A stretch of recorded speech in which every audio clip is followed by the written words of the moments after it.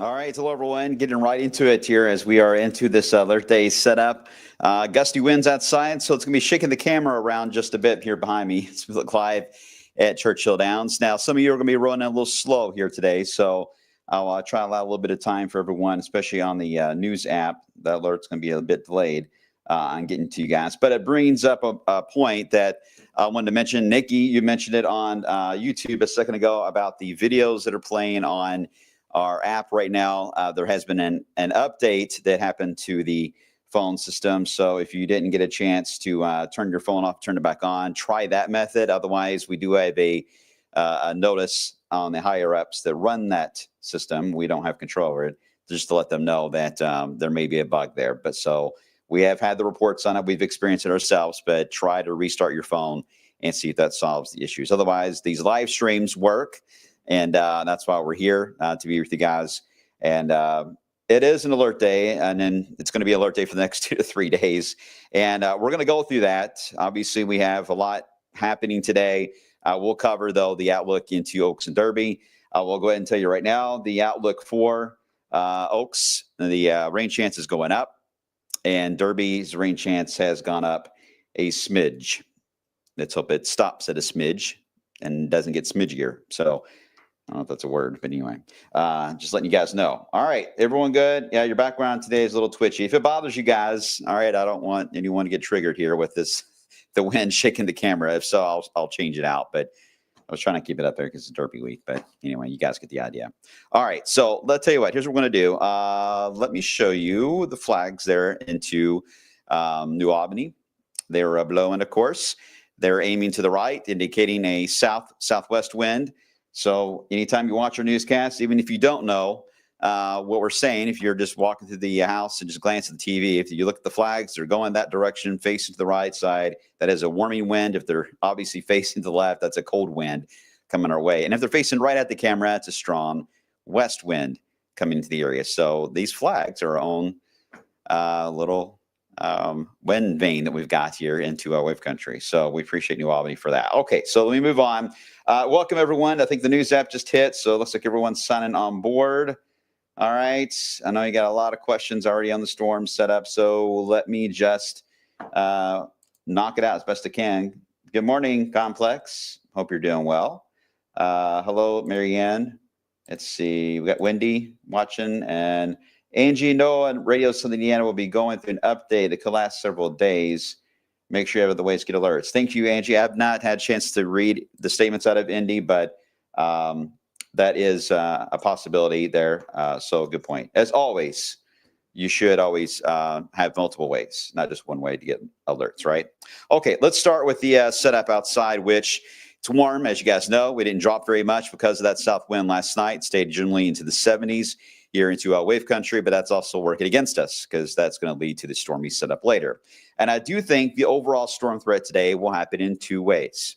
And the first way that we can get storms, you can already see it, into Illinois and the Wabash. In fact, they are discussing, if they have an issue with it already, I'll look in a second, a severe thunderstorm watch for part of what's happening back here into Illinois. This activity is what we're watching for this afternoon. Now, we're going to get a little bit of modest heating here already happening and building up of the fuel because we'll be mainly sunny for the next few hours, but it won't take long for the cumulus to really fill in. And then we get to about, I would say, 12:30, 1 o'clock, we will have activity on the radar, if not in Louisville, certainly into southern areas of Indiana. And that's going to be our first wave we'll be tracking. So there it is. Okay, there's the watch. Actually, let me scoot the radar over. Okay, so they issued for Missouri, and they're not issuing really for the current storms into Illinois. They're issuing for what's in Oklahoma, which would be phase 2 for us. More on that in a second. This little system, though, it's got a little bit of a MCV or MCS look to it, a little bit of a warm front look and a cold front, and a little bit of a low pressure there. So interested to watch how this evolves. Again, we're going to be running into an unstable setup this afternoon. So The core of this, if you track it just by looking at it on radar, ignore the modeling, really, just look at the radar. The core of that is going to stay right across, it's going to be right at Bartholomew County, in northern Martin County, maybe northern Lawrence and Jackson and Jennings may get grazed by it. It's not severe at the moment, but as it arrives in your area, it may have more to work with and may start getting to the point of producing a warning. So we'll be watching that. The question will be whether or not an outflow from any of this activity could lead to at least additional storms that would fire in southern Indiana and bring down that storm threat into Louisville, which would get us into the, again, 1 to 3 p.m. range. That's a good question. We'll look at a little closer at that potential coming up in just a second. But remember, that's number one that we're going to be watching. Number two, obviously, is the reason why that watch was issued in Missouri, and that's this big mess into Oklahoma. Several tornado warnings are out with that at the moment. This is going to be holding on to mainly a straight line wind threat. It's going to be gaining more Boeing segments. Already is starting to do that. These are embedded tornadoes, not really supercells, but embedded tornadoes in this line. But a lot more of a straight line wind threat that'll be moving across Missouri. But this is the one that's heading our way. And the question we've got with this one is really about looking at the radar, the angle of attack. Is it going to aim right along I-64 or say the Ohio River? Or is it going to aim a little more into central Kentucky or a little more into southern Indiana? The next few hours will determine that. And so with the Boeing segments that will be in advance of it, they will kind of shift the blob around. But that's not the only part about this second feature that stands out. We are going to be quite unstable today. So there is going to be a risk for pop-up thunderstorms at any point once we get past the 3 o'clock window, that something can form in advance of it as well.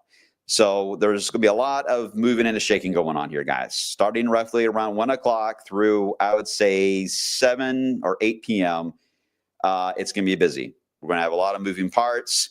A few warnings, I think, could certainly get issued today. I think we'll have watch boxes that will be issued for today. But the good news is this is going to take a lot out of the atmosphere. It's going to really exhaust it to where we should have a quiet night tonight. But we got to get through these little ripples that are coming away. So much of the activity we'll be facing today will be daytime activity. The second round obviously being just before sunset. So that's the storyline today that we're going to be facing. So because of that, the Storm Prediction Center, obviously with the amount of fuel, like we got the gold that's really lighting up. I mean, that is a good severe thunderstorm watch for Missouri. It's heating up, but we're heating up too here. And again, that southern part of the line, we'll be watching it to see if they can fire in advance of it. The outlook from the Storm Prediction Center got a lot of attention because they upgraded at least the I-64 corridor into our area, including Louisville, to an enhanced risk or level 3, mainly for some of these Boeing segments and straight line wind, as you'll see here in a second. And then obviously they got another system that's developing. This will be the low pressure that we're watching for Thursday. It will kick up another round of severe weather later today into Texas and Oklahoma. I mean, they're getting hit now.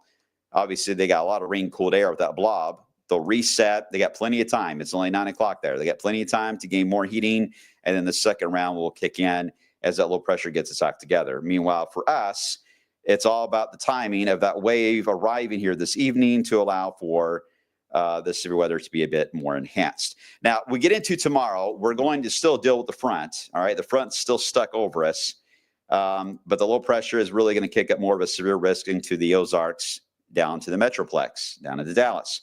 I still think there is a concern here for an isolated tornado that can develop with this warm front as we head into especially Wednesday evening.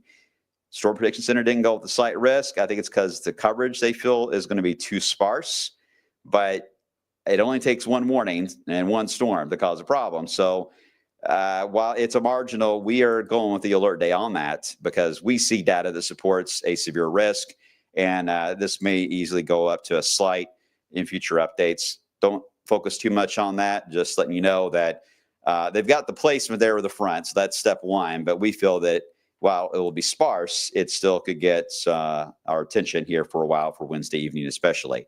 Now, the Thursday wave, they're going with a marginal still, sort of fair because it does have two parts to it of rain in the morning and then another round in the afternoon. So it's very conditional on Thursday. We've got more wind energy to work with, but the fuel part may be a little tougher to gain just because it's going to be much more of a messier radar look. So Thursday's got some challenges. This could get upgraded as we get closer, but right now they're going the low end severe risk, and they stop the risk levels there for now. Let's hope they don't extended into Oaks Day, as we have another low pressure that is showing up that wants to move in for Oaks and part of Derby. And just about every model has it. So our confidence in raising the rain chance has gone up for Oaks, unfortunately. I just hope we don't have anything on the strong side.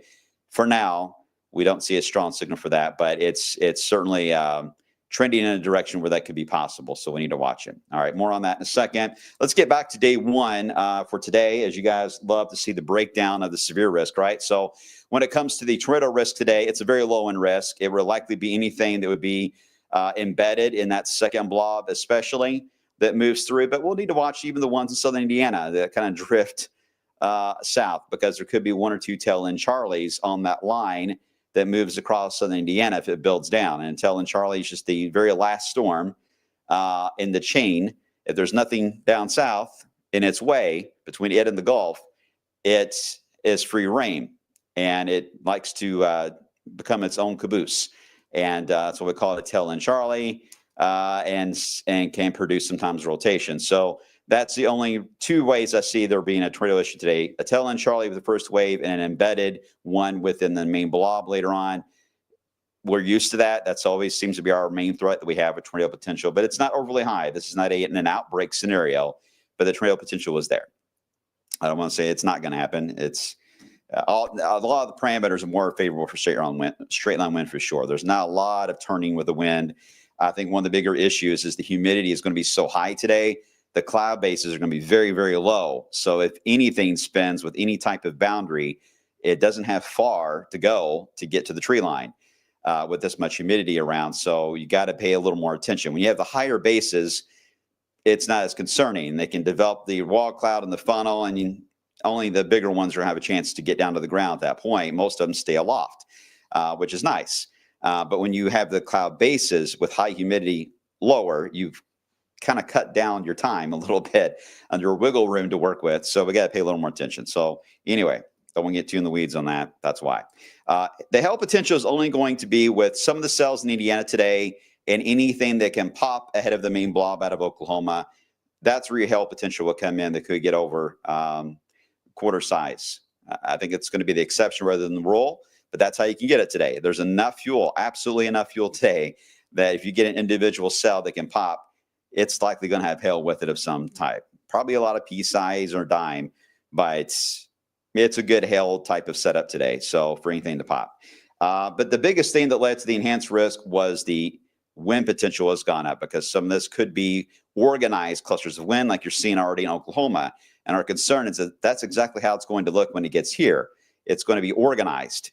Coming in at the max heating of the day before sunset, it will have plenty of fuel to work with. And if it can organize some bowing structures, I'm talking hurricane force winds may accompany this. So this could be a big wind maker for the area, and we need to watch it carefully as we head into this evening. The two lines look separated, that we don't have a huge issue right now with them congealing together, which is what we honestly really want, because that would tame down the wind threat. All right, here's a look at our climate vision model. We've been talking about this. This is the most recent update. And again, this is a model that is exclusive. We're the only TV station in the world right now showing this model. And it is a high-res model that not only can look at just a couple of days, it can look all the way out into Derby. So you guys are going to see this. I'm going to show you some of the first images into Derby from this model here today, from the Horizon AI. I love that name. But it's here in Louisville is where the company is created by another Good, Chris Good. Not sure on the relation, as I always mention. I need to find that out. But it's a local company, which is pretty awesome. But they have put a lot of work into this. They've been really kind to us to share this data with us, and we wanted to share it with you because you guys are the model junkies and weather fiends in our area, and we love that. We love that, especially here on the blog. So we wanted to show you how this is going to work. So here we go. Let's advance this. This is 1 o'clock. Those cells move into Indiana. I would say right now the timing probably is going to be a little bit faster, about 30 minutes probably on some of that arriving into Bedford. We'll watch that though. Let's advance it. We get into about 3:30. Now, this particular model did not really want to build it too far to the south. kept it all for our Indiana counties and part of the 71 corridor. So you guys would still need to watch things carefully. However, for the rest of us, if this is indeed the scenario that plays out, means that we just keep warming. We keep building the fuel. So that's not good for the second part. And certainly would help lead to the individual cells that want to pop. So let's see how that plays out. 3:30, here we go at 5:30. Sure enough, cells pop in advance of it. Here's your main blob moving in. It's aiming, well, it's kind of split on north and south the Ohio River, basically hitting wave country full on, right? But you can see activity blowing up in advance of it, even Indiana again. But certainly these are the cells that pop in Kentucky that we'll have to watch for not only some rotation, but hail. And this is, again, a snapshot of 5:30 p.m. today. So this could impact at least part of the area for the evening rush. I'm hoping for Fireball Tuesday, most of the races will be winding down at that point. People will be leaving the track. So let's hope we can get this stuff and get everyone home safely before we have to deal with this. But if you're heading to the track day, make sure you have the Wave Weather app with you and have the Follow Me function turned on. That way, just even for hail for lightning and rain, heavy rain, you will get notified there at the track. And we're going to be sending out alerts too if we see a problem. So we'll be talking to you directly based on where your phone's at. If you're in that zone that we draw later and you're in that area, you will get our message. So we will be watching this, but hopefully we'll get everyone home safely. Otherwise, for everyone here watching, though, we'll be timing this. Here's 5:30. Here we go into 6:30, an hour later. Very active. A lot of heavy rain, a lot of lightning. Some hail mixed in with this, where you see some of that purple there. And again, there's straight line wind potential. Well, too early to know yet on how these Bowen segments will look. I suspect they're going to be a little more focused on Kentucky, a little on the southern edge of the enhanced risk. If this plays out, we'll see. But there will be some Boeing too in Indiana. I don't want to discount that. Madison, that leading edge heading to Cincinnati. Yeah, that could pack a punch with some very strong winds there as well. All right, let's advance it more. Here we go at 8:30. Now at 8:30, as long as the timing holds, we'll be out of the severe risk along and west to 65, but along and east to 65 will remain ongoing with heavy rainfall and potential severe weather. Back to the west, again, we have a chance to calm things down. Could be some spotty redevelopment of some showers, maybe a heavy downpour, but nothing on the severe side. You see one little tiny shower at 10:30. But again, an active early evening means a quieter overnight. We like that. All right, Wednesday. This is where the front is draped over the area. Now, we'll start off with a lot of rain-cooled air. The front will be generally to the south of Louisville early in the day, so it will take some time to wake the boundary up. All right, we'll see how long it will take. But as we get into about 2:30 or 3 in the afternoon, we get a little noise. The front starts heading back to the north again. Let me draw this. Warm front will be roughly right across here. You see the difference, near an 80 south of it, still in the 60s north of it. But it is a retreating warm front heading northbound. Retreating warm fronts, you got to watch carefully, especially at this angle that they have of a northwest to southeast angle, because they can actually create a natural spin to anything that can develop. And this is where we were concerned about some stronger storms. So let me advance this. Let's get into a little more in the evening. Here come some of the cells. Some of these could be supercells. In fact, this is not a linear type of setup on a warm front, not a line of storms. You get more cells and clusters develop instead, and they can rotate. So we'll have to watch it. It's aiming for it around Louisville and parts on the northwest side of the front. So west, central Kentucky, northwest Kentucky, into southwest Indiana is where it's aiming for tomorrow afternoon for a low end tornado potential. That'll be about 5 p.m. for Wednesday and near the Great Steamboat race as well, near that time. Lightning obviously is going to be plentiful with these two. All right, so they will develop. They will continue to expand and get a little more on the intense side at 6 p.m. Again, this is why we think this will likely go to another level up to at least a slight risk. We'll see. But I don't want to get too caught up in categories. And then that allows us to have a quieter night again. Again, the more activity we get later in the day, the quieter we get into the nights. Let's get into Thursday. Are you exhausted yet? There's almost 1,000 of you here. Are you exhausted yet? I'm getting exhausted quickly. Okay, but we're not there yet. We're only halfway through. All right, so let's get into Thursday. Thurby, starting off quiet. Showers and thunderstorms arrive in 2 waves. It's a warm front cold front type of scenario with the spin of the low pressure. So the first round will be daytime, and this is important because I'm not sure how strong this is going to be the first round. In fact, it's pretty likely it won't be that intense. I think it's going to be a downpour setup, but not overly strong. But that's important because when we get into the evening, this is when the next round moves in. This one's going to be later. Of the entire event setup we're looking at so far, this is the latest that we'll have. The others were generally in that 4 to 8 p.m. type of window, right? This one's going to be a little more toward the 8 to midnight type of window. So a later event, more nocturnal for this one for Thursday night. So this would miss a lot of Derby. The daytime round, that morning wave would not. It would impact the track with lightning and some heavy downpours, but the severe threat is not overly high. The second round is highly conditional because it depends on how much rain or how much of that daytime activity lingers. If it lingers until, say, 5 or 6 p.m., well, the second wave here that arrives will not have as much of a kick to it. So that could be our saving grace. But right now, we got to look at things on paper, how they're trending. But this is the AI model here from Horizon. So let's see how it looks. We get into midnight, still activity continues, lifting northbound. And just when we think we're done, we get another low pressure that moves in for Oaks Day. Now, this may give us some backlash showers early in the day to start things off. I don't think this is going to be widespread for early on Friday, Oaks Day. But as we get into the afternoon, here comes the second low. Kicking up spotty downpours and some lightning at 3:30. Now, I'm afraid to hit the next button. Should I do it? Say yes or no. Should I do it? I don't know if I want to hit the next button. Maybe I should just stop there. It's probably safer to stop there. Don't you think? Real quick, let me answer a question before I hit play again.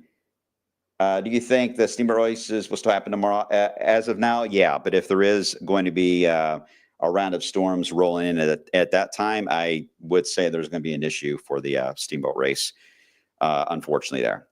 All right, we'll get back to some of your questions and timing. Give me a moment to get to the next round.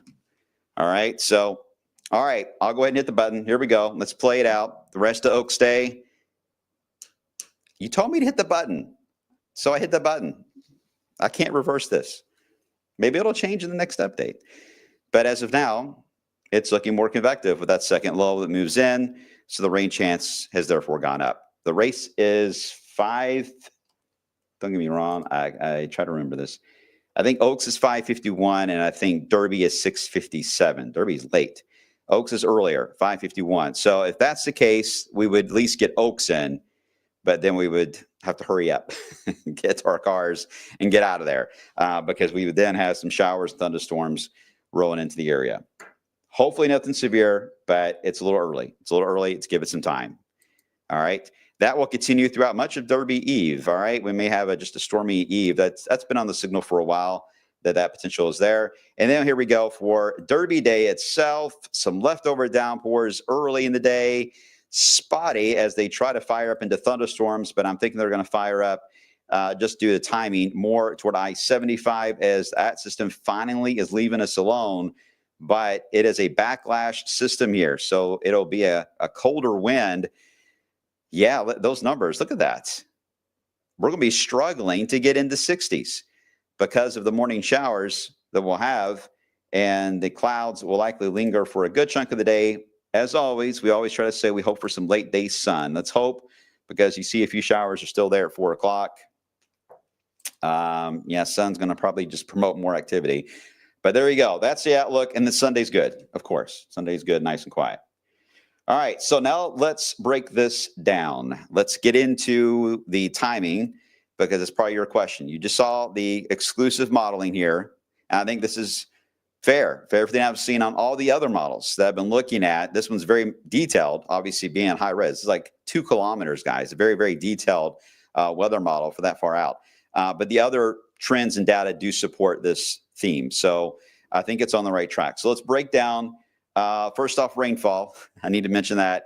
I'm going to show you this. This is the grand total between now and Derby, and it does have some high totals in here, but I want you to keep in mind, we're dealing with thunderstorms. Sometimes you can double these amounts. So I think 2 to 4 inches is the potential on rainfall. Some could get a bit more. So absolutely, we need to watch for flash flooding and perhaps some smaller streams on river flooding. I don't see a big impact on the bigger rivers yet. I think it'll be spread out enough to keep that somewhat tame. But when these downpours are rolling through here, travel is going to be difficult. This is a very high moisture content system. So these are giant drops. I mean, the type of heavy downpours where everyone's got their flashers on, you can see maybe 2 cars ahead of you, semis are pulled off, people pull off in the overpasses. It's that type of rain that I'm talking about the next few days, not just today. The next few days, that type of rain will be the issue. So just please take it slow out there and pay extra attention. Don't be in a hurry to get anywhere, because you're not going to get anywhere, and hydroplaning will get you. All right, so let's back it up. Let's start with today's rain chance. So we're going to go with the red bars kicking in again for the, we'll start really our coverage on midday today, but in general, it'll be that cluster of out of Indiana. So roughly around 12:30, 1 o'clock, we should have something going on in Indiana that we'll need to be monitoring. And we'll see if that first wave will impact us in Louisville. Again, you saw some of the data trends. It may miss us to the north. Otherwise, it's the show tonight with that wave moving in into the evening commute that will carry the biggest issue and concern for us. The rain chance for tomorrow, not too bad in the morning. We may be able to lower that 40 down. We'll look. I still think it's more afternoon that we'll have the severe risk with that retreating warm front. Tomorrow is the retreating warm front day that we have to watch that angle of storms as it moves northbound. It'll be in the evening again. And then as we get into Thurby, Oaks and Derby there all together combined as one. You see the rain chance will be around in the afternoon, but it certainly does spike at night a little later into the evening hours. And then as we get into Oaks, there's the spike for Oaks Day as well, and Oaks Night. And then for Derby, we'll just add the rain chance in and try to taper it down. But there will likely be some spikes as well on the rain chance on Derby Day, but I don't want to get into the weeds on that yet until we get a better handle on that second low trying to move through. But you can see we do at least carry the rain chance, unfortunately, into Derby. But Thurby night will be one to watch in this range here. Okay. Any questions? Let me put up the, well, I'll leave this up for a second, and then we'll get to the 10-day, and then I have to run. I didn't realize how late it was. Let's see. So disappointing rain every year, Derby. Well, I mean, it's, again, still early, right, ZK? But usually if the forecast looks good for Derby early in the week, you got to be careful because it will jinx you. Ends up being bad. I remember in 2018, the heavy rain of year. How can I forget? That year, it looked awesome on Derby all the way to Thursday. It looked awesome for Derby. And then everything just went off the rails. So things can always change, as you guys know. But you always got to go with caution around here. And we're doing that. But there's no doubt data has gotten a lot better. Even since 2018, it's gotten better. Ashley, later today, will that threat be a spin up? Yeah, as for the main blob, I can't roll out one with the individual cells, but I think the individual cells that pop today, the bigger threat there is going to be lightning, or I'm sorry, hail and lightning, not so much tornadoes. But once we get into the evening round, that's when we could get into more of the spin ups. Hey, Ben, hope you're doing well. I haven't talked to you in a long time. The Commonwealth Cup, Lou City versus Lexington, 8 p.m. Thursday. Could it be dicey? It's going to be close. With being in Lexington, you'll have some of the morning round near Lexington, but with everything delayed later Thursday, you may be able to get that in, and it'll be approaching maybe toward the end of the game. So the ride back may be a little bumpy, but stay tuned, Ben. We'll look at this more tomorrow, but I think right now the timing being later may play out in your favor, but something to watch. I know the ride back, though, is likely to be impacted at least. Let's see. How would the Smokies be looking on Saturday? Going to Myrtle Beach, see if there are any torrential downpours driving through there. They will have some activity of some showers and storms there. That low is pretty widespread, but the tail kind of drags through the mountains. So you'll have some showers and storms to contend with on Saturday as you'll be chasing the system heading east versus our area will be drying out or heading in that direction, which is good. All right. Everyone's good. All right. Appreciate you all. I got to run. As soon as I stop, let me show you the 10-day. As soon as I'm done with this, update. Oh, there's the official number. Sorry, I should have shown you that. 76 temperature, 60% for Oaks. Derby, we'll keep it at 20 for now, but we will cool it down. 64, the expected temperature there. All right, here is the rest of it as we get into the rest of 10-day. Yes, it looks quiet next week, of course. Not as rapidly warm, by the way, a little cooler. Kind of a slow, it's a big block that happens next week. So the temperatures will be very slow. The weather in general next week is going to be very slow to evolve. But it would have been perfect for us to have that this week because this mess, look at this mess the next few days. Ugh, stressful, I know. All right. Thanks, guys, for watching. I appreciate you all. I got to run. We'll be back on maybe this evening. I think we will be, in fact. Hopefully not for warnings, but be ready, guys, for alerts to come out today of some sort. And I do think some watches will be issued, of course, with the outlooks the way they are. So it's going to be a busy 12 hours ahead of us. All right. So take care. And I will see you soon, guys. Take care.